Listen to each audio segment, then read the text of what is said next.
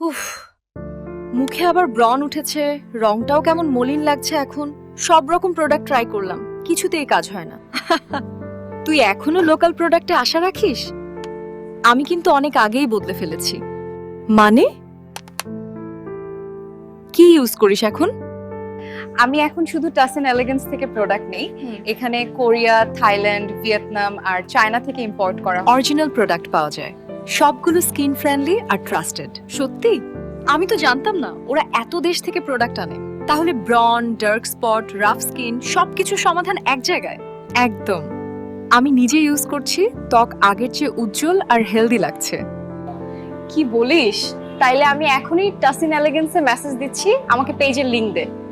ত্বকের যত্নে কোনো কম্প্রোমাইজ নয়, তাই আর দেরি না করে আজই মেসেজ করুন টাস এন্ড এলিগেন্স ফেসবুক পেজে বা স্ক্রিনে দেয়া হোয়াটসঅ্যাপ নাম্বারে।